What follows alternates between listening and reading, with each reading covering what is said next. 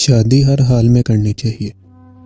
اگر آپ کو اچھی بیوی ملی تو آپ کو خوشی ملے گی، اور اگر بری ملی تو آپ فلاسفر بن جائیں گے۔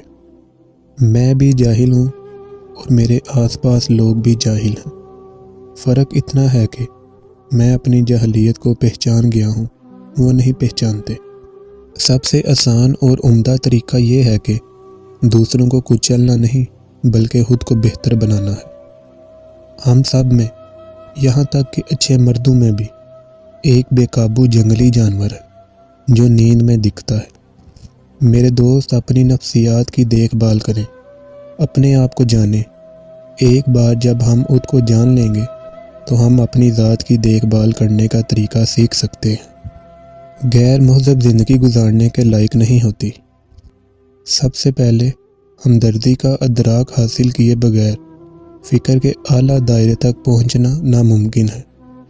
سب سے بڑا جاہل وہ ہے جس کا یہ دعویٰ ہو کہ اس کے آس پاس ہر سوال کا جواب موجود ہے۔ میں اپنی لا علمی کے سوا کچھ نہیں جانتا۔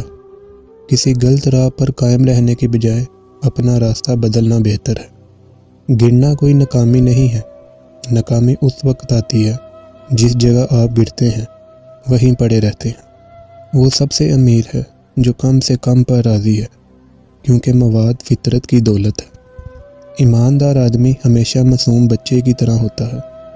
ہم جس انقلاب کے آرزو مند ہیں اس کے لیے فقط ایک ہی تبدیلی کافی ہوگی، اور وہ یہ کہ فلسفی حکمران بن جائے یا حکمران فلسفی۔ ان وفاداروں کے بارے میں مت سوچو جو آپ کے تمام الفاظ اور عمل کی تعریف کرتے ہیں، بلکہ ان لوگوں کی طرف توجہ دیں جنہوں نے حسن سلوک کے ساتھ آپ کے گناہوں کو سرزد کیا۔ اگر آپ کو ویڈیو اچھی لگی ہے تو ویڈیو کو لائک کریں، چینل کو سبسکرائب کریں اور اس ویڈیو کو اپنے دوستوں کے ساتھ شیئر کریں۔ شکریہ۔